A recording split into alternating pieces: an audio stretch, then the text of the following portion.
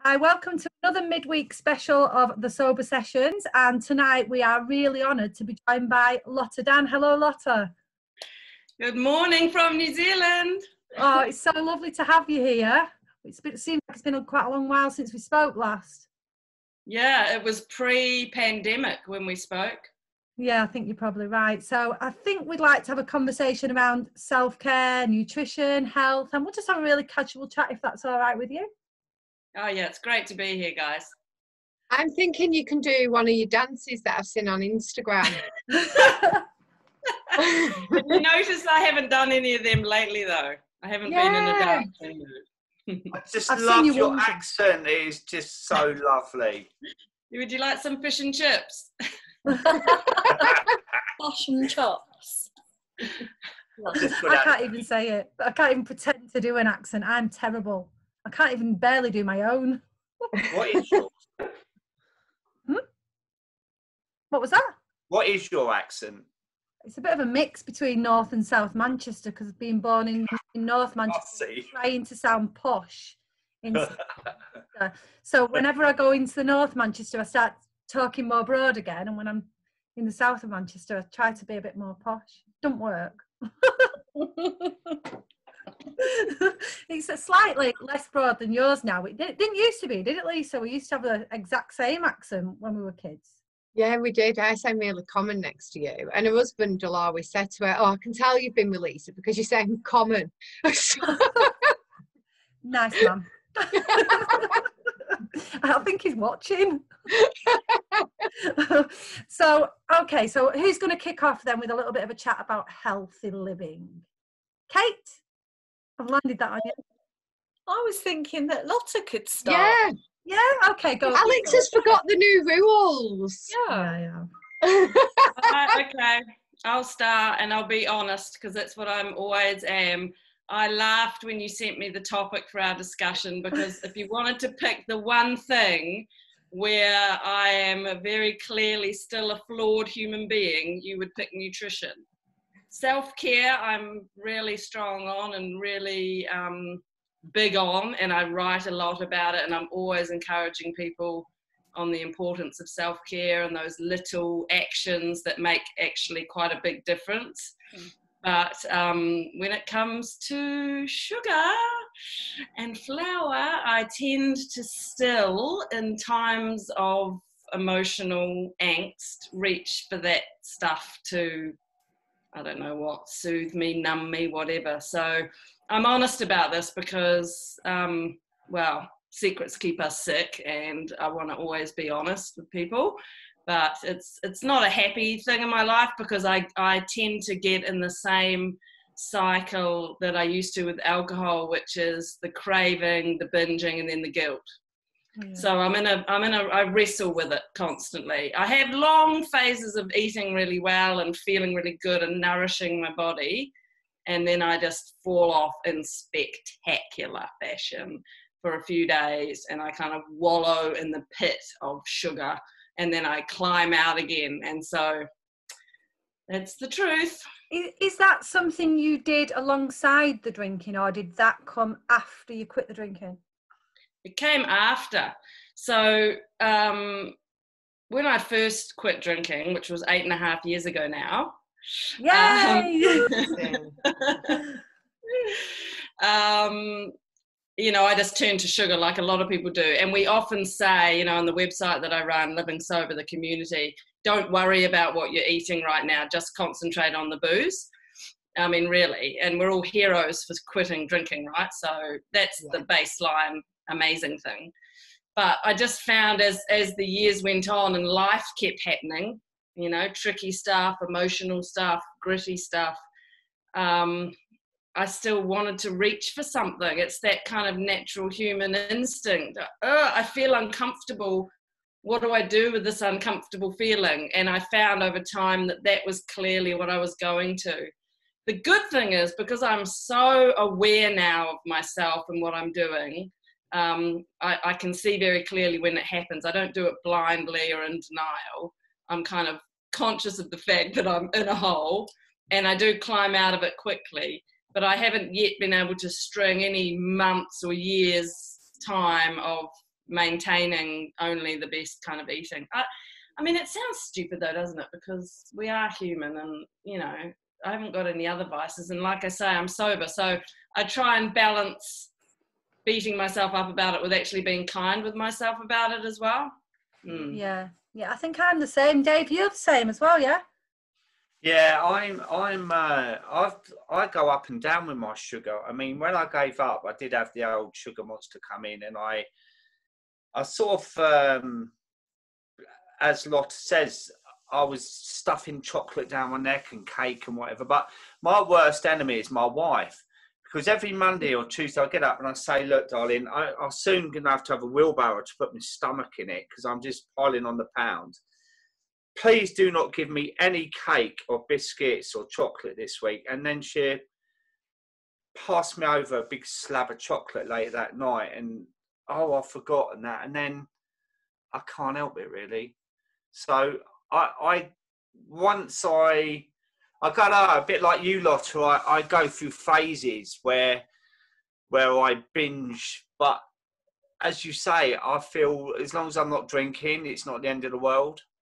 You know, you can always lose a bit of plod, but you know, that's how I sort of maintain my mental health with it. Otherwise I go mad, I think.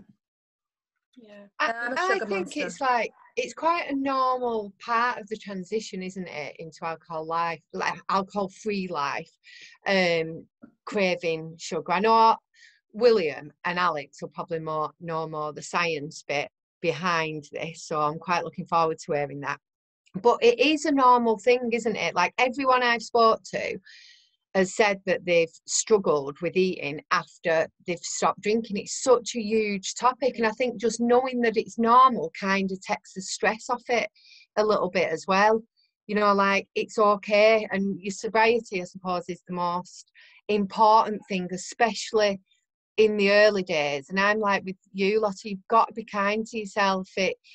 It's I think one of the secrets is to find something that feels luxurious, because it's like you said, Lotta, it's that sort of comfort. It's comfort stroke numb, isn't it? Sometimes it's numb, sometimes it's comfort. And I really think that, I believe that, you know, a bit of that is fine. Like, and I know Mandy always goes, no, it's not, at me, but I'm like, I don't give a fuck. Get the box out!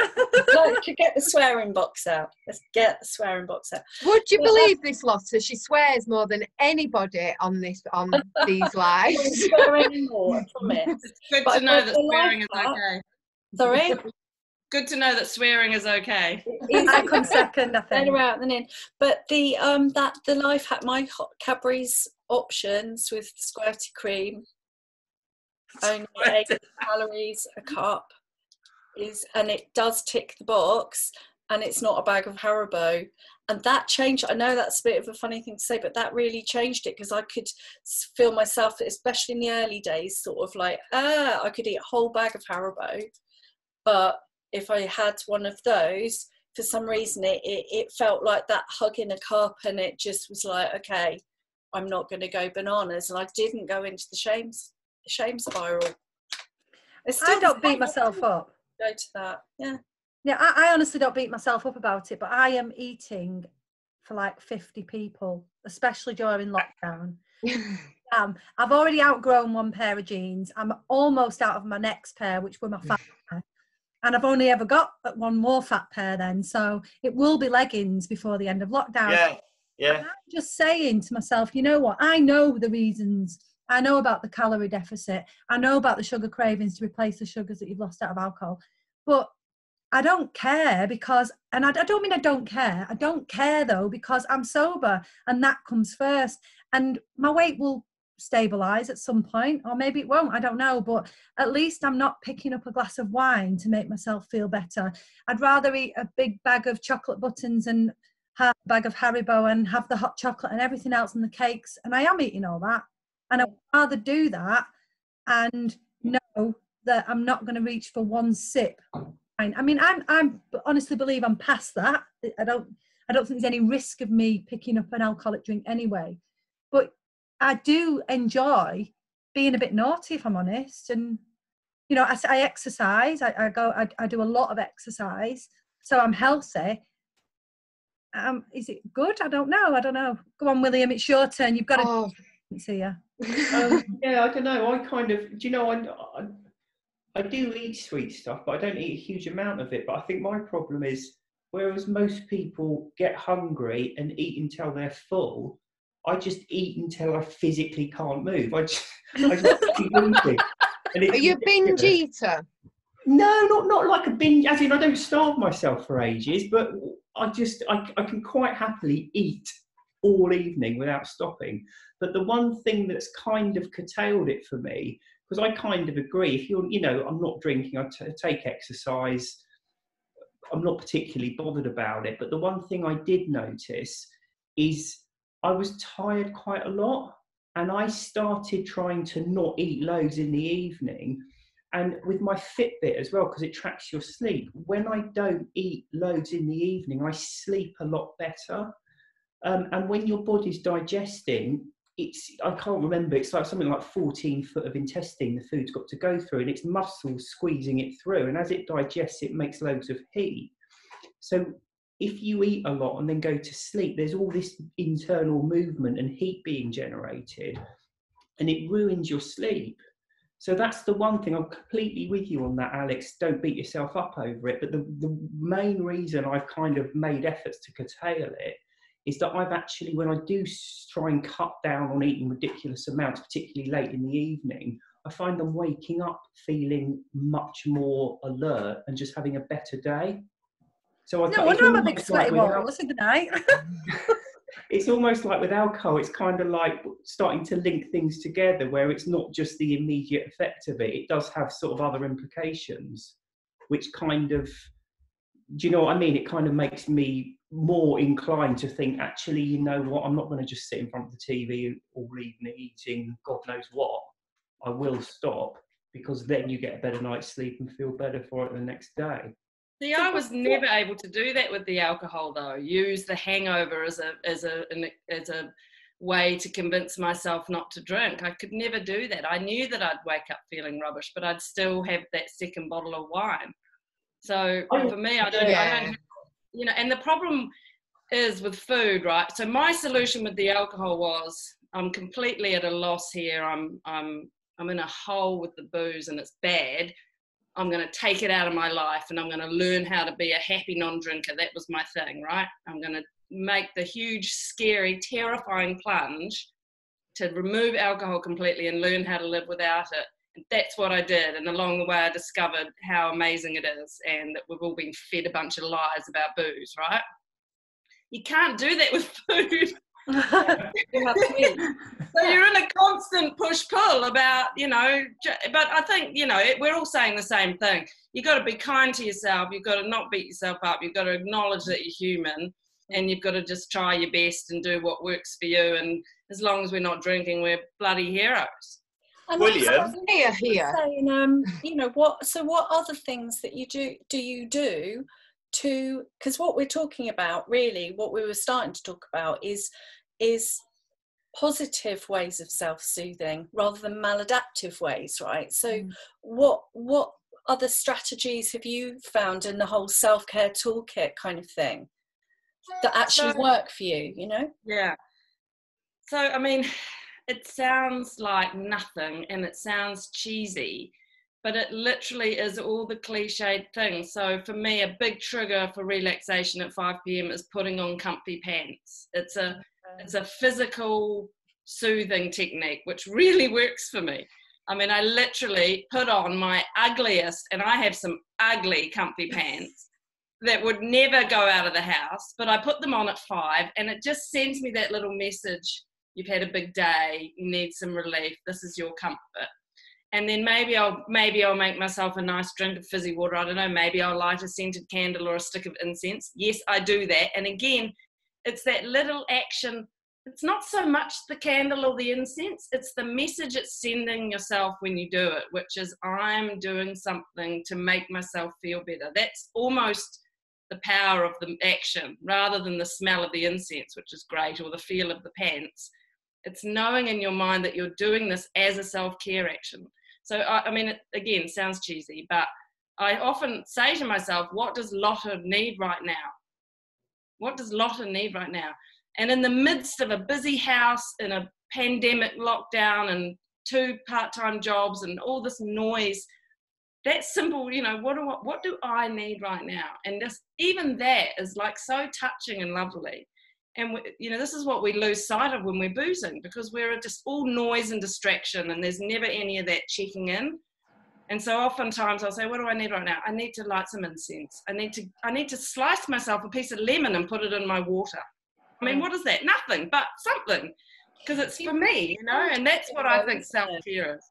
It's like when you said that whole thing about what do I need? And I'm a really massive sort of, well, when I discovered self-care, it completely changed my sober journey, like 100%. And I always say it is that first question of what do I need? It literally is. It's like, and that kind of RAIN process, like recognize I'm feeling something, allow it, well, let's breathe into it, let's just give it a bit of space, investigate it, you know, where's it happening, let's get curious rather than shutting it down. And then N is nurture. It's like, okay, so let's have a, like you say, I mean, I'm a real fan at the moment of lying down 5 times a day.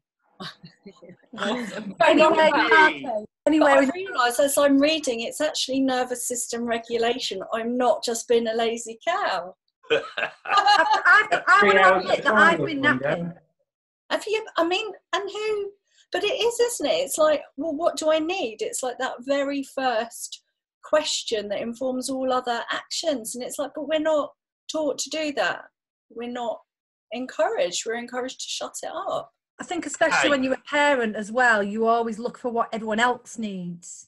Yes. You know, what do they need? What do they want? And, you know, this week I phoned Lisa up and I was like, Lisa, they're driving me mad. I'm constantly homeschooling somebody, wiping somebody's backside. Not my husband, by the way, he is 4. Or I'm cooking dinner for somebody, or I'm getting somebody extra pizza, or I'm constantly running around doing something. And Lisa said, go and run yourself a bubble bath. And I was like, I'm going to do that. I'm actually going to do that. And I did. And then I've been like cuddling up on the sofa with my little one just for half an hour every afternoon, watching something. And it's not for him. It's for me to just have a little sit down and, oh my God, thank God I'm still here, you know. So I think you're right. If you can pick out what you need at that very moment and respond to it in an appropriate way, it does take away some of the automatic kind of actions that you do, like opening the fridge and checking what's in there, or reaching for a drink, or, you know, the things you've been doing that you're programmed to do automatically. You can actually just stop and you know what's funny was that when I was drinking, I would always stay up till really late and then would go to bed, and it'd be so that I could open my 5th bottle of wine or whatever I was drinking. But now, Lotta, you don't know, but we've got triplets, and they're like circus monkeys that literally fly all over the house, smashing everything up. And the best bit of self-care for me, and I reciprocate with her, is it'd be about 6 and she might say to me, do you want to go upstairs now? And it's like, oh my God, I put on my sober day pants. I go straight up. We got a lovely attic room. It's like a Mr. and Mrs. Smith retreat. Big telly on the wall, Bluetooth surround. I get into bed with my little chihuahua. Not that she sleeps with me. And I put on a film and I'm in absolute heaven. Yeah, so I know what you're saying about when you say, what does Lotta mean? It's like, I couldn't be happier now. But before, I would be worrying about, well, I'm not going up now because I can't have a drink. You know, it was always around drink. And then I'd fall asleep on the sofa and wake up at 3 a.m, feeling like hell, check my phone and there's 10 messages. Do you remember what you said last night? And it's, no, it's obviously awful. You know? Otherwise you wouldn't be asking. No, I know. She got to a stage that she started emailing me because it was too long. Oh, I used to do that to my husband. Or I'd record things because I knew he wouldn't remember, and I'd like record the things. I never really used to end up playing them because I'd have had a few and thought it would be a good idea to record him, like we spoke about last week, to prove that I was right. And then I'd like never really do anything with them. Well, you see my one on Instagram of me snoring fast asleep. Can I ask Lotta another question? Because I'm interested in this sort of like, what you seem to be talking about then was that those kind of immediate kind of dial downs and immediate sort of soothing. And I'm wondering about the kind of, then what about the kind of overarching, like do you feel like you got more skillful and then had a bigger picture at play, like in terms of wellness? Yeah, I did. Yeah, I was thinking that too. Absolutely I did, because I found once I took the alcohol away that I was a complete imbecile when it came to management of my emotions. That was how my drinking had really impacted on my life, because I'd been drinking since I was 15 years old and I'd never really developed any coping mechanisms or skills, and I was very sort of dumb to how I functioned in my brain, and I just wasn't very, I just been boozing for 20 plus years, and that was my main thing I did. And so I got sober and I realized I had a big wide open brain, which was busy all the time. And then things would happen, I'd feel an emotion, I had no way of coping with it, and I was really kind of inept at dealing. So I had to do a bit of a deep dive into how I was going to get through life better. And everyone was banging on about mindfulness. They were banging on about it, and I just used to dismiss it, or whatever. And then I was like, okay, fine, what is this thing everyone's banging on about? I'm going to learn about it. And I literally, being a good researcher type, I literally got books out of the library. I did a course in a book, called Finding Peace in a Frantic World. Yeah. It's a UK author, you guys probably aware of. And I just, I listened to podcasts and all the rest of it, and I just learned about mindfulness. So I don't meditate formally now. It's not a part of my life at the moment. It may become in future, but I do regularly practice mindfulness, which is just that simple action of bringing yourself down out of your thinking brain into your body. And I do it many times a day, and I'm aware of it, where I'm aware of what my thoughts are doing. Oh gosh, you're having that fight with that guy again in your head. Maybe now's not the time to do that in the shower. Look at the water running down the wall, look at the bubbles of the soap. Just breaking out of the thinking and down into what I'm actually doing. And the more that you do that, the better you get at it. And it's two things. It's grounding yourself in your body, which is lovely. And as you discover, most moments in our life are incredibly calm. It's just our brains that are making them frantic. And the other thing is just that being aware constantly of what your brain's doing. So if it's running off on a tangent, not just being lost in that, but actually recognizing it and pulling yourself back down. So I do that quite a lot. And the other thing I do try really hard to do is practice acceptance.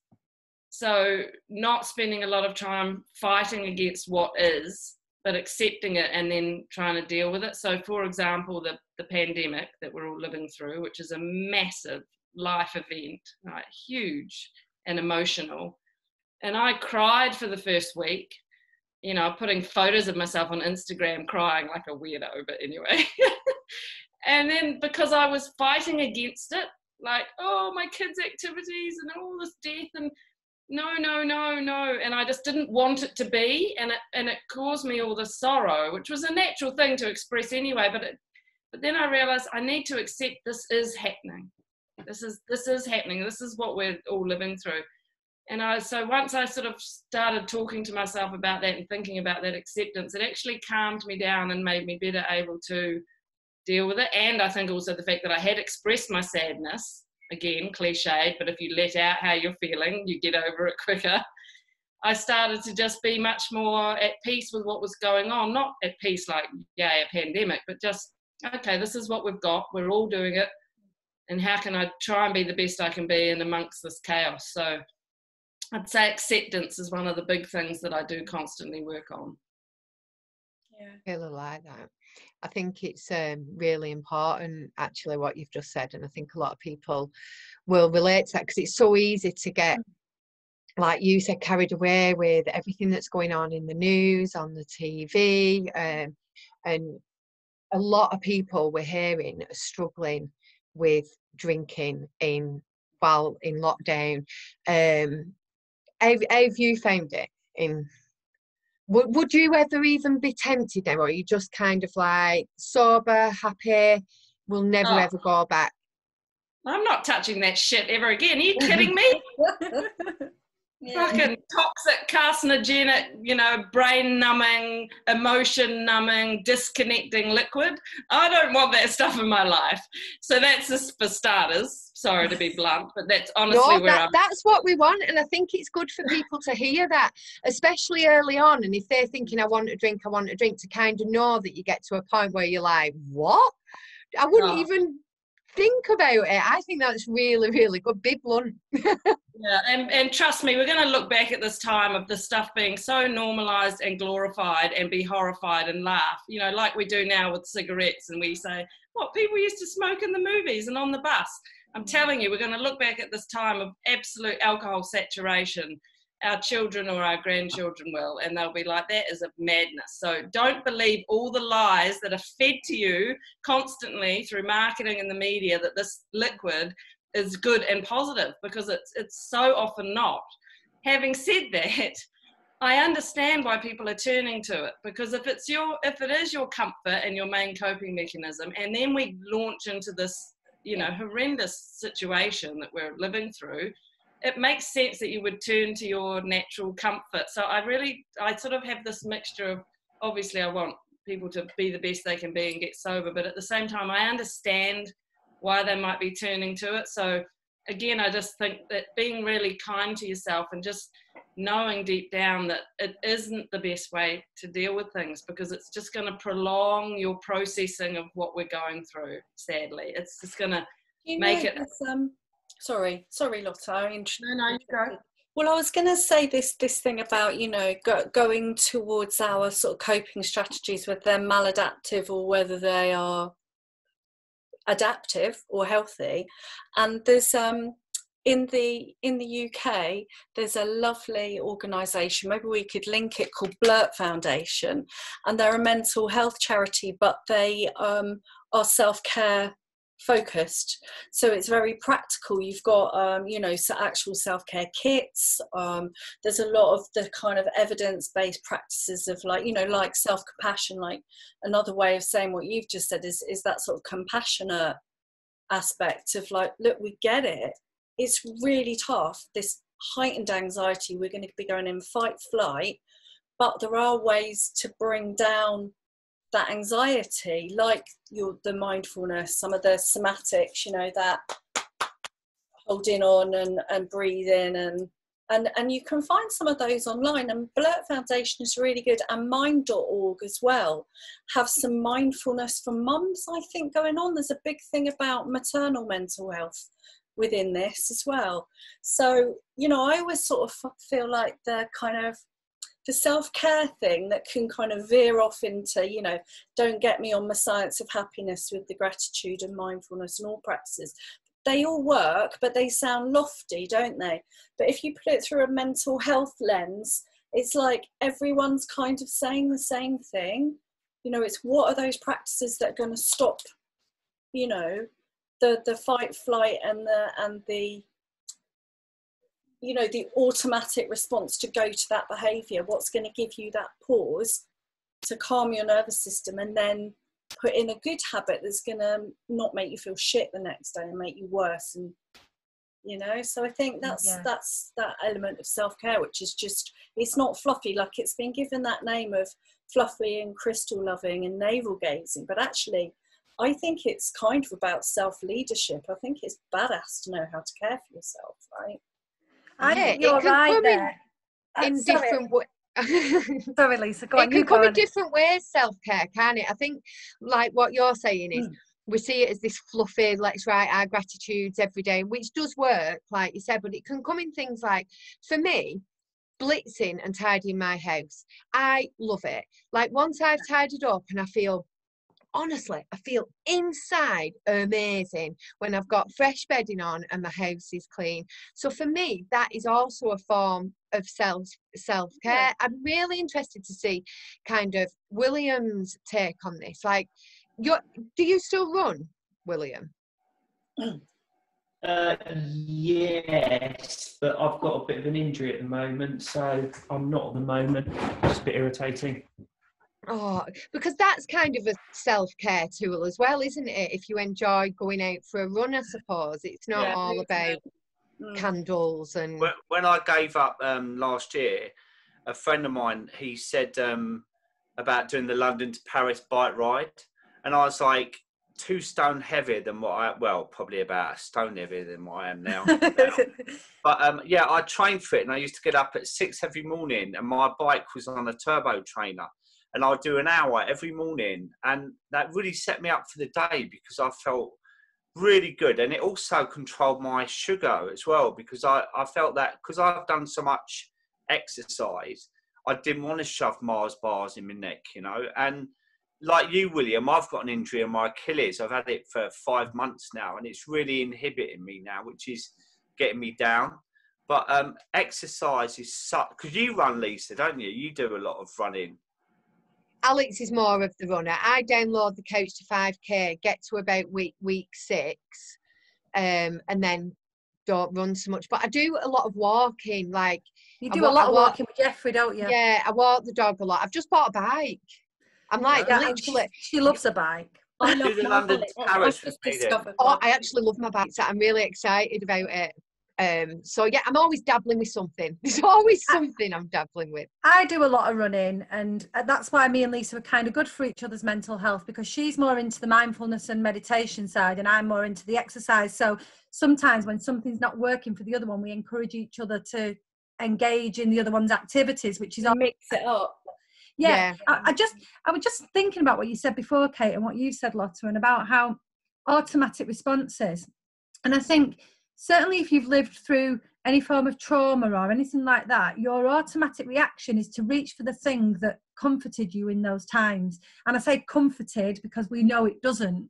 But at that point in your life, alcohol made you feel like you were coping with a bad situation. And I'm not saying it did. But then when we get into a crisis like we're in at the moment, especially if you're in early sobriety and you're still quite fragile, your brain can switch into that, oh, you know, I want my dummy, I want my teddy, I want my wine. You know, it's that kind of automatic response. And I think something I do, which it works for me, it's not scientifically proven by any means, but when I get that kind of, oh God, I'm scared moment, which I do because I suffer with anxiety, I think, right, what would I do now? So it never enters my head, I'm going to drink, but it enters my head, this is when I would have had a drink. And so I become aware of that moment. This is when I would have had a drink. Right, I'm going to break that cycle and I'm going to do this. And I'll get on my treadmill. I'm lucky enough that I bought a treadmill last year. Or I'll go out for a walk. And I'm trying to teach my brain that the coping strategies to use in crisis are now healthy ones. And it's really helping. It's simple, it's easy, and it doesn't even have to be exercise. It might be pick up a book. It might be put on the TV and watch a documentary. Something you enjoy that replaces that automatic damaging response. And I think that whether it's exercise, whether it's reading, whether it's a bubble bath, whatever it is, if you can teach your brain a new normal and get that into your subconscious instead of what was there previously, you're halfway there to be in the battle of craving. Yeah. And you know, like one thing that Mandy and I are always banging on about, and we do with our, you know, in our program, is looking out for the bright spots, because they're actual biochemical matches. So we were like looking at, you know, that whole thing about alcohol being a dirty drug and hitting all of those neurotransmitters. So you might be low on dopamine. So something like running or HIIT is going to be bang, might get a dopamine hit off that. But for some, like if you're anxious and you need that kind of grounding, then you might be like doing some of the somatic or the yoga or the lying down on the ground. I mean, that's why I do it, because it makes me feel it like literally stops the anxiety, because I'm flat on the ground. I've been held by my carpet. I want to do that like right now. Oh, I want me to try too. I it. love No, that. I'm like, I'm looking at the floor. Lying Like, down I is really want to standing play up. it. It's just amazing. We'll all be just like lying down in the What? road and all sorts, causing health hazards. I know. And but yeah, those, you know, and I think it can be that sort of mixture. I don't know, because I love the fact that you wrote that, you know, going without, and then Mrs.D is going within. And I think that some of these practices, like learning, it's about learning how you work, and some things can be external and some things are internal. Yeah, and what works for me might not work for you. Yeah. So what would be your you know, like your bespoke Lotta Dann, like what does yours look like, you know?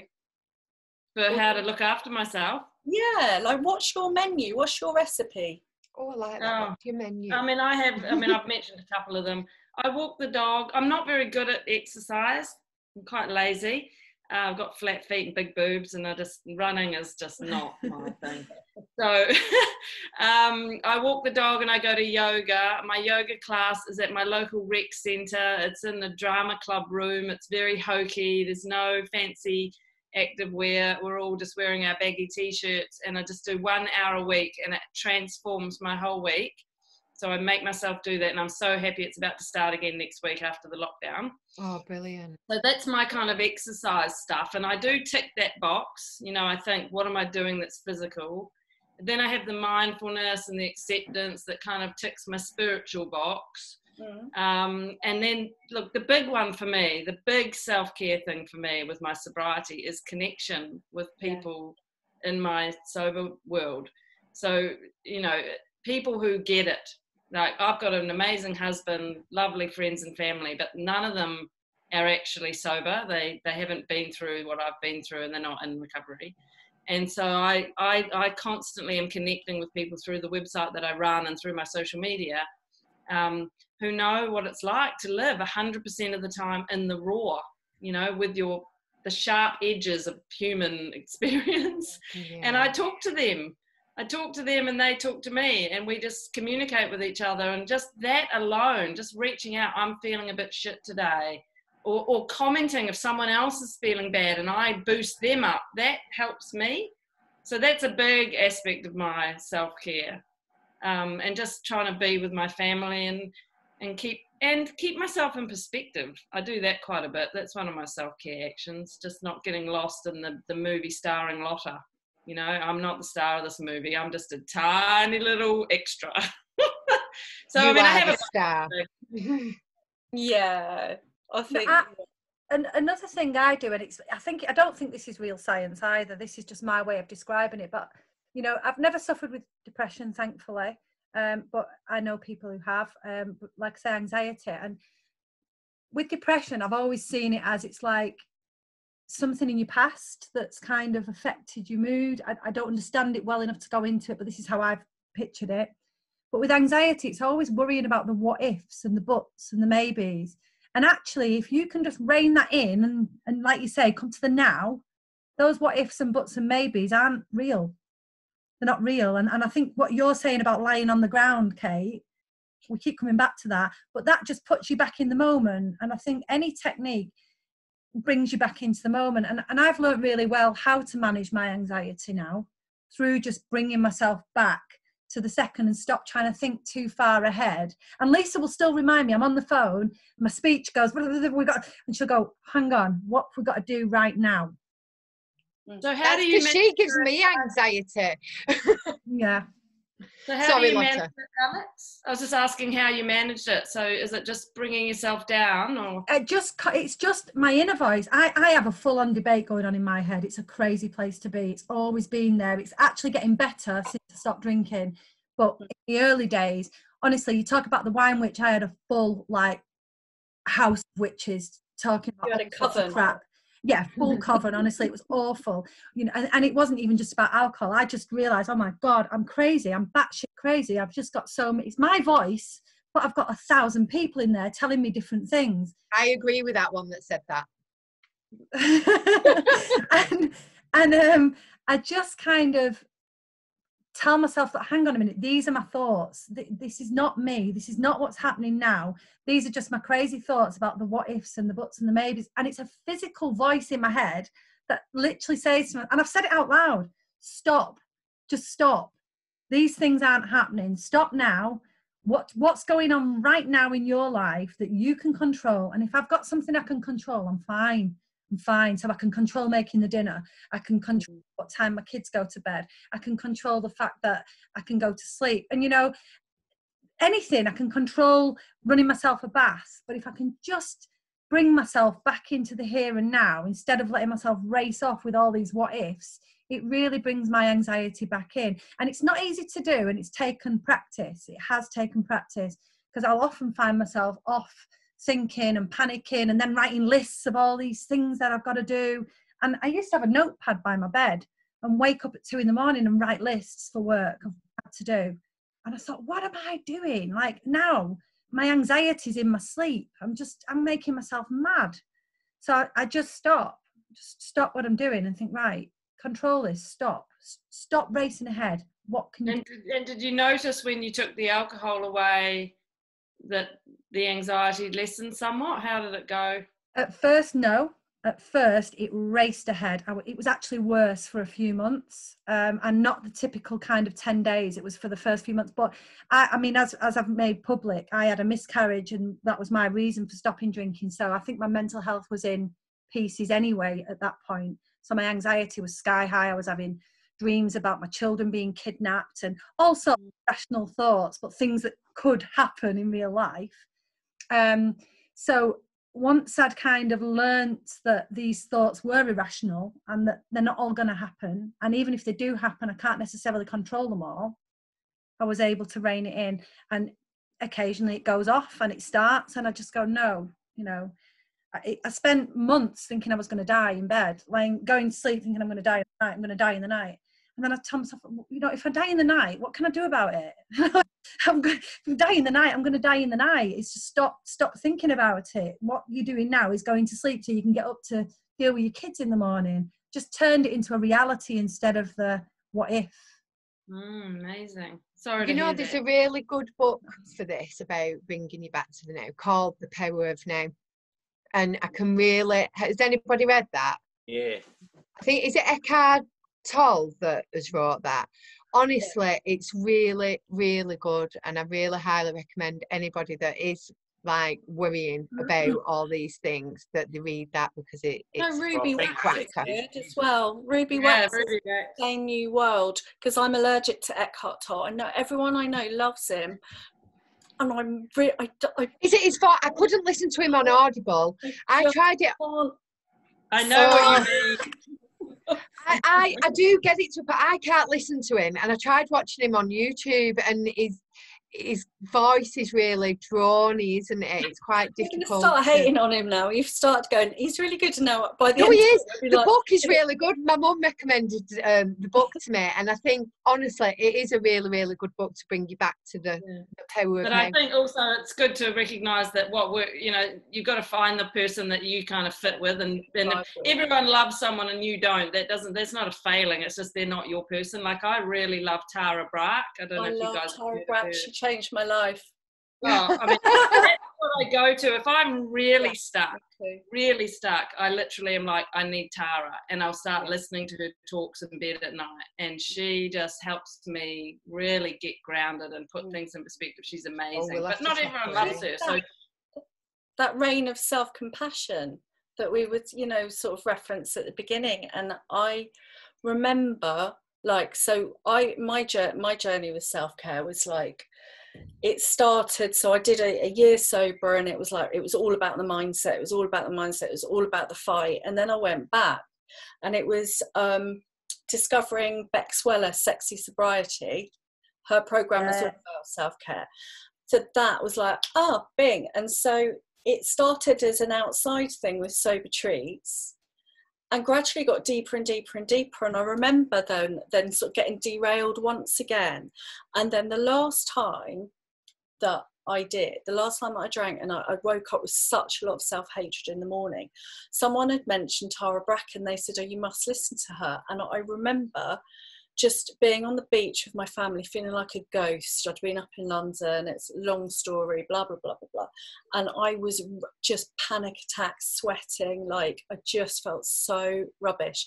And I listened to that lecture on YouTube, and for some reason, it was the first time I was able to do the nurture. I usually went, oh, I know what I'm feeling, right, let's crack on. I'd never witnessed my suffering and gone to the dark place somehow alongside myself, and then offered myself that compassion. I'd never gone, it's all right, sweetheart. It's okay, sweetheart, right? It's all right. And at that moment, it's like, I jumped up and I went, I've got it. I said to my husband, I was like, when I drink, it causes a disconnect in me. And the shame is so profound, I can't even find myself for a week, right? And he went, oh my God. And like my husband's really blokey. He was like, that's it. That's exactly it. And I was like, oh my God. And that was the last time. And okay, so what you've just described is the most amazing revelation. And we can hear you describe and we can listen to your words. But when you feel that kind of thing from the inside, it is so fundamental. And this is what happens when you get sober. Yeah. I'm going to say to people, you're going to have these things. We can tell you about it. You can hear us talk. But when you feel it from the inside out and you have your moment, and you will, like everyone does, right? We have these moments where we unlock ourselves. It is so powerful and moving and amazing. Yeah. Oh, it really is. What about men? Right, William and Dave, you sat there and you're listening. I was thinking it too. Yeah, come on, what about men? We want to know, what do you guys do? Because I don't want to picture you in a bubble bath, but I will. We know that Dave wears pants. Well, I've read this book by this incredible author called William Porter. That young man. About how to look young in 6 weeks. So it's a private joke, Lotta. Every time William comes on, he looks 10 years younger. No, I tell you what I love, that if ever I'm feeling quite down in that, is music. It turns my whole day around. And I've come across what is it, Magic Soul, I think, and it plays all the old sort of 70s soul, and I put my headphones on and I'm away with the fairies, and that really, really cheers me up. Music and films, I think that can turn my day around. So I'm not one to sort of lay in a bubble bath, and I'm in the shower and out again, you know. My little chihuahua, we all love Lola, don't we? She's not here at the moment, but she cheers me up. And yeah, music really, really makes me happy. And it, you know, I don't really have a lot of down days, but when I do, that turns it around for me. And like you as well, I don't actually ever think about drinking. I really don't. Through this whole lockdown, there's not been one moment that I thought, do you know what, I could do with a drink. It's almost like I've completely divorced that relationship. She wooed me over, lured me in, and then started betraying me. And I said, I don't want you anymore. I can't do it. What about you, Dave?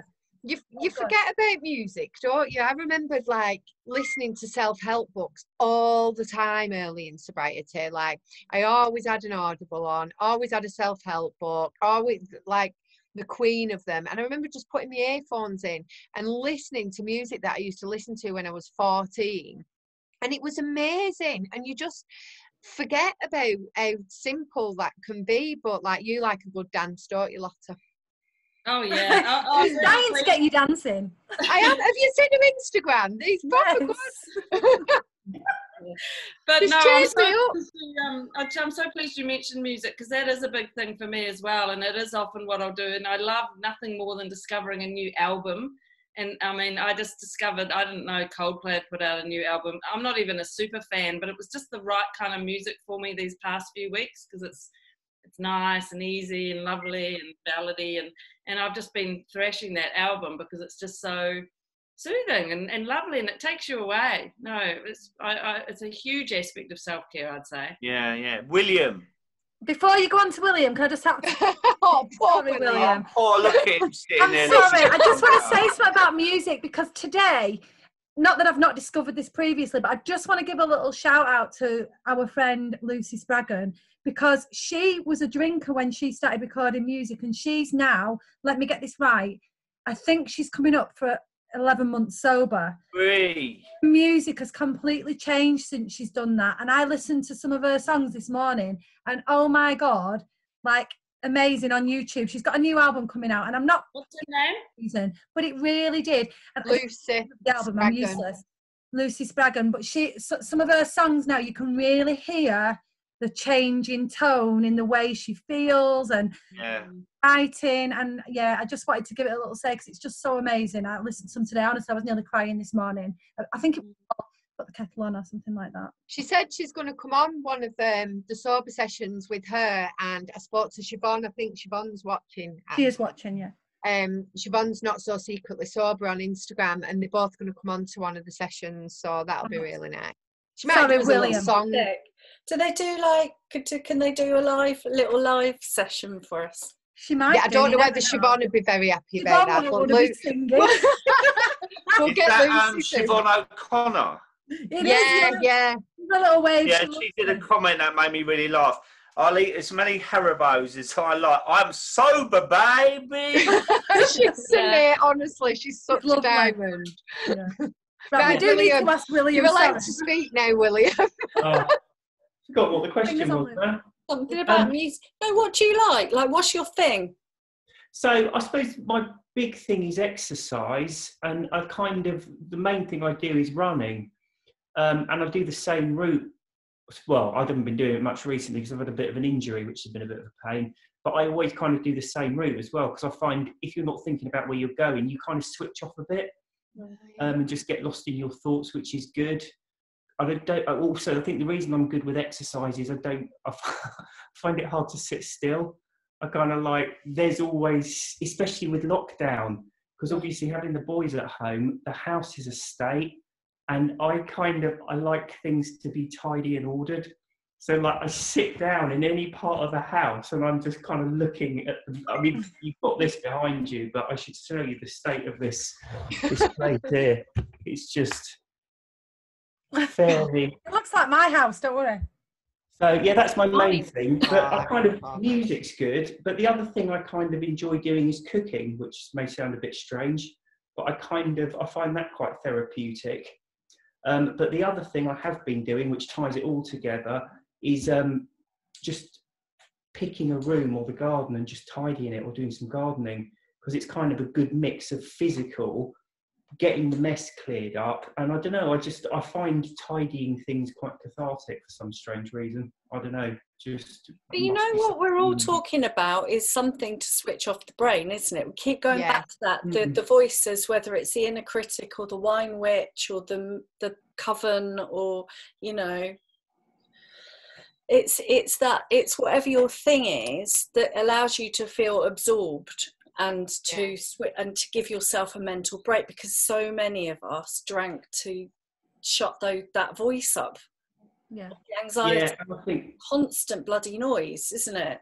And I think that's one of the problems with drinking as well. I think when you're drinking, you become really accustomed to like reaching for something to consume to make you feel better. And I think that's one of the problems. If you just say, right, I'm quitting drinking, it's almost like, well, the alcohol's not here, so you just reach for the next thing to put inside you to make you feel different. And for a lot of people, that's food.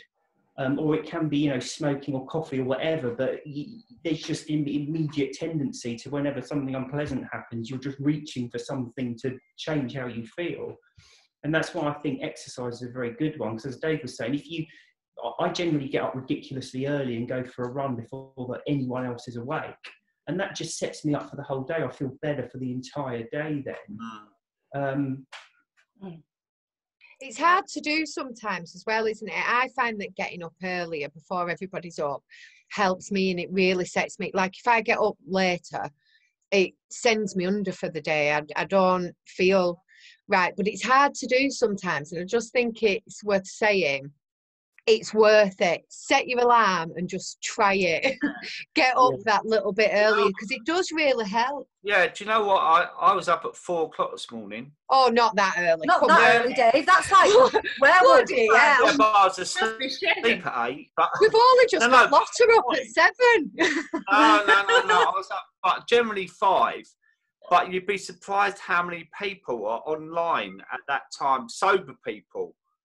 Like Simon, who's not here tonight, we quite often message like 5:30, 6. Josh, who we had on a week ago, he gets up at 5 because you've had your good night's sleep and you wake up naturally. And I just get up. I'm not really one for lolloping about, but because of the kids, that gives me 2 or 3 hours that I can have my headspace as well. And I might listen to a podcast, or I try not to watch the news anymore. But, you know, that's why I catch up my emails, and that's like golden time for me. So when we're talking about self-care, that 5 to 8 in the morning is so precious for me. Yeah. But that's the other thing, though, about the self-care, you know, not being fluffy, because actually it's about sort of boundaries and routines, isn't it? And the overwhelm and manage, you know, you mentioned not the news, and it's like a bit of gatekeeping.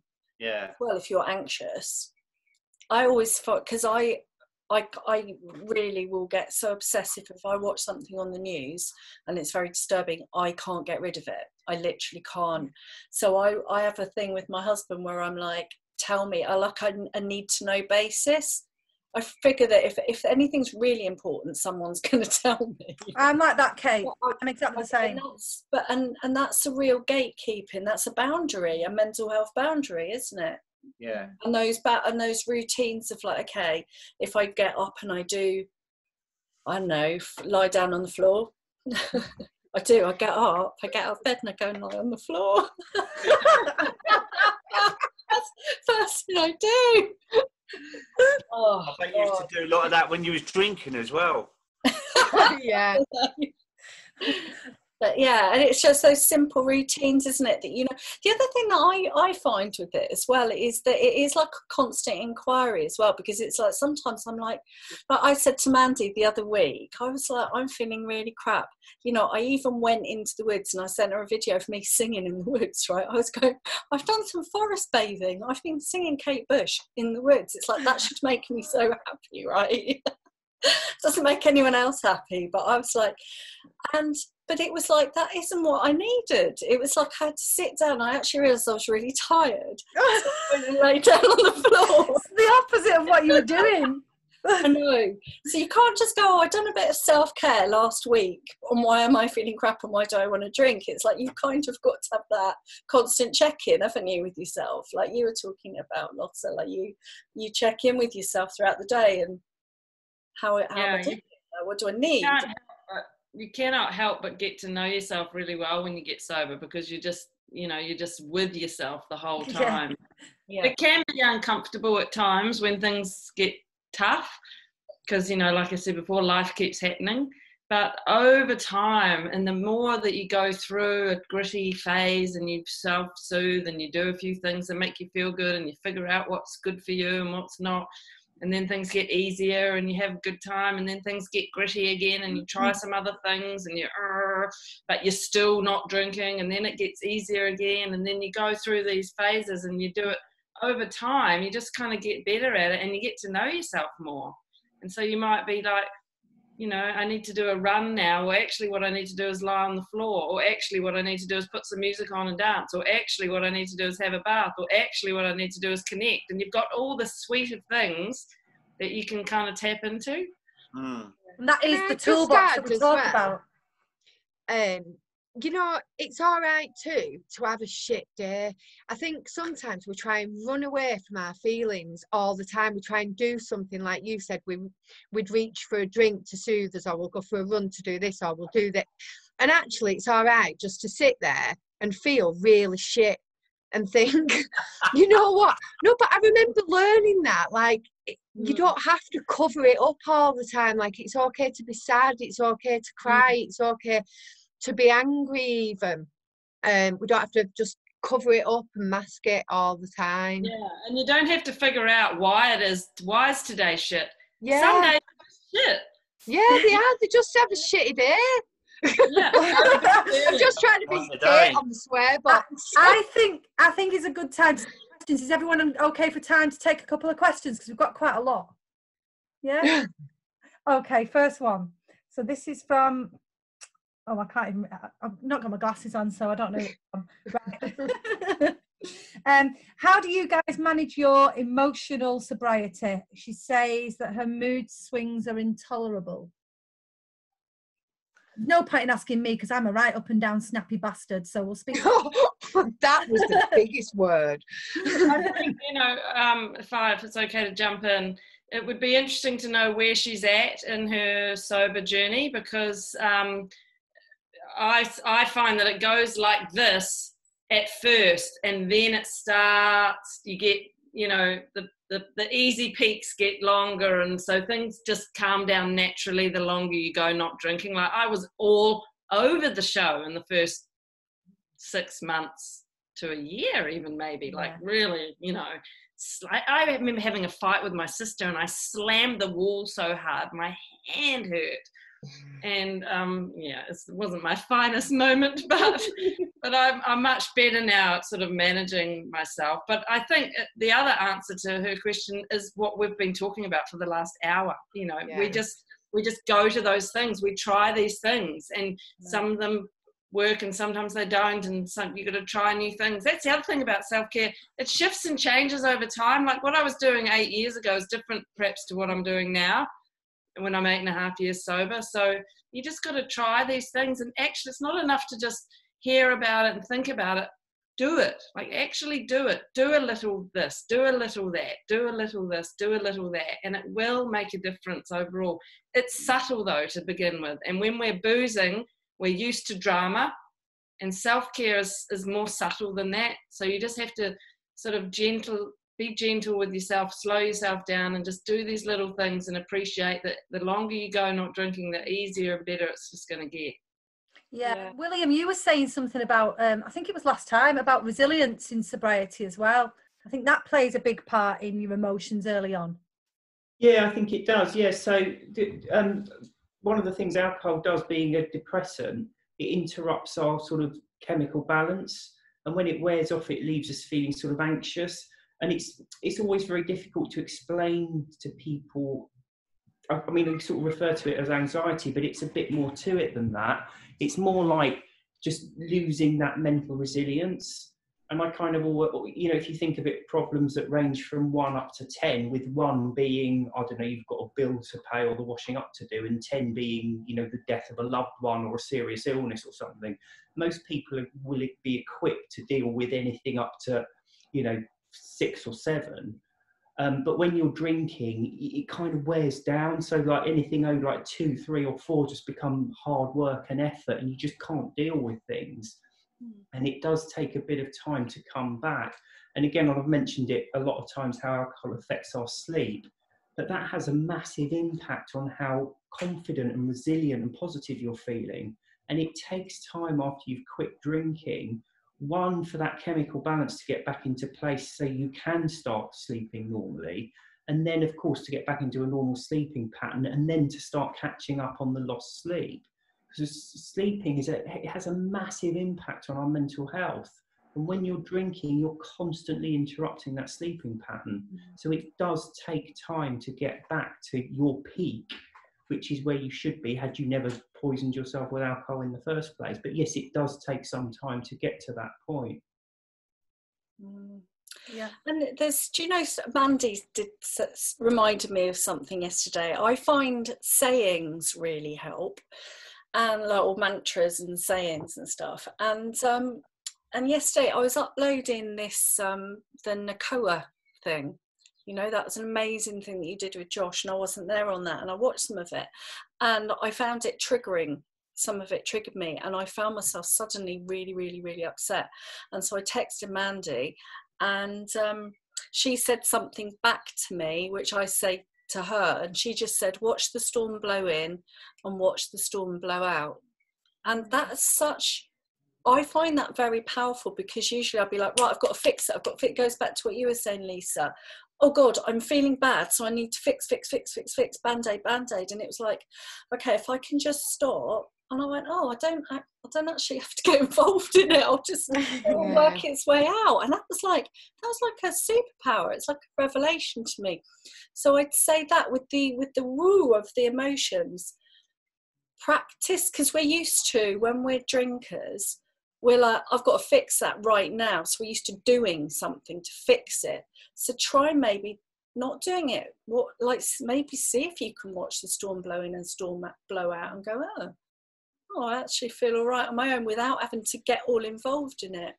I don't know if that makes any sense, but that really helps. I think it does.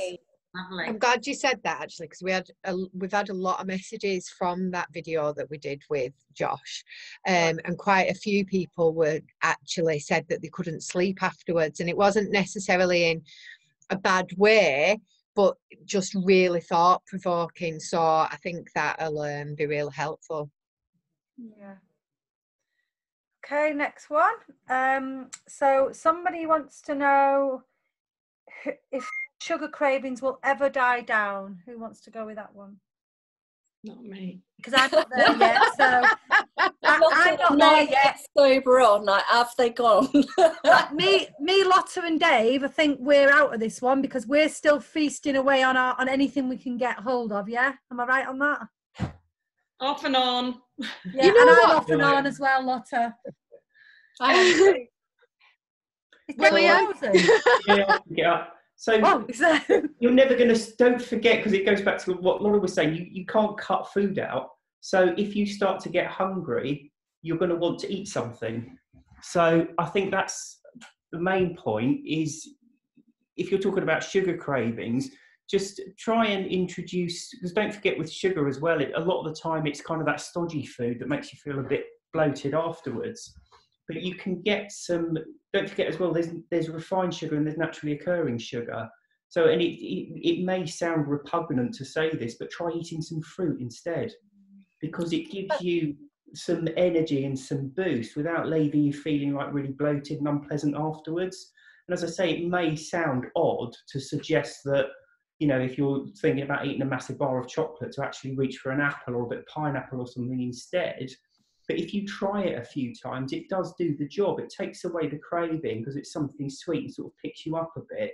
Doesn't leave you massively bloated. It's actually got the vitamins and minerals in it that you need. And don't forget, that's another trigger for hunger. Your body doesn't just trigger hunger when you need calories or energy. It also triggers hunger when you're low on certain vitamins. And if you're eating processed food that doesn't have the vitamins in it, you can get to that horrible stage when you're constantly hungry and constantly eating, and the hunger never really goes away, because what you're craving isn't energy, it's nutrients that your food is missing out on. So it can be quite a quick and easy win for people to just try and, you know, substitute it for something a bit healthier. You can be hungry and full at the same time, can't you? If you've not, I read this in, I can't remember which book it was. I wish I'd be full. No, but you can, and like just what William said, you can be hungry, and if your body hasn't had the right nutrients, but you've ate, like, say, a massive Sunday dinner and then a massive chocolate cake afterwards, and you know that feeling afterwards where you're like, you're really full, but you still want, like, your mouth wants more, doesn't it? It's also with the sugar, because it's especially maybe if you're in the early days, there's the sugar, the blood sugar levels, but it also hits the dopamine circuits, the reward circuits again, like the alcohol hits all of the neurotransmitters, but the sugar really impacts on the dopamine. So if you're doing other dopamine things like, you know, like the HIT, like also things like doing goals, like it does have an effect on the dopamine centers. So it's trying to get those matches for yourself. And then there are the bits like the naturally occurring sugars. Like what I try to do is have raisins, and I have a handful of nuts with the raisins, because then that's the sugar spike. But I've got the I've got the sugar, because I get the sugar dip at about 4 o'clock. And I just, just swapping out things like that, I think. Okay, can we just let Dave get his boy giggles out? Oh, come on. Do you know that I actually had a power cut then and went completely... And as I came in, I heard Kate say, and I have a handful of nuts. And I just didn't know what was going on. What conversation have I missed here? Well, clearly you've missed the juicy bit, Dave. I think. Sorry, Kate. All right. No, don't worry, Dave. That's fine. I'm used to Daves anyway. My husband's a Dave. Just to drop in as well, another very quick one that's useful, because especially with lockdown, just bear in mind, so going back to like the basic brain chemistry of stimulants and depressants, stimulants are things that wake you up and sort of make you feel more alert. And when you're exercising, even small amounts of exercise, your body releases stimulants. Stimulants remove your appetite, because going back to what I was saying before, when you're digesting food, the body takes up a huge amount of energy when you're digesting. So how it normally happens is when you sit down and start relaxing, your body starts to go into sort of releasing depressants, and that's also when you get hungry, because your body wants you to eat when you're sat down doing nothing. So especially with lockdown, if you're sat around all day not doing anything, there is a tendency just to keep eating, and that's linked to just being completely sedentary and not doing anything.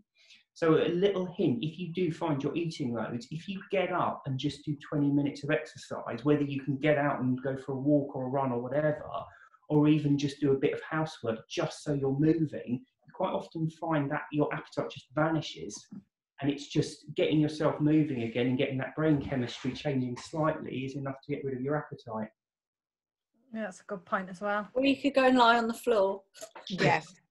Well, Dave's just been...